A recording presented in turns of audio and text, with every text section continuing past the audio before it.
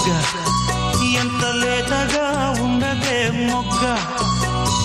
అబ్బని తీయని దెబ్బ ఎంత కమ్మగా ఉంది రోయప్ప వయ్యారాల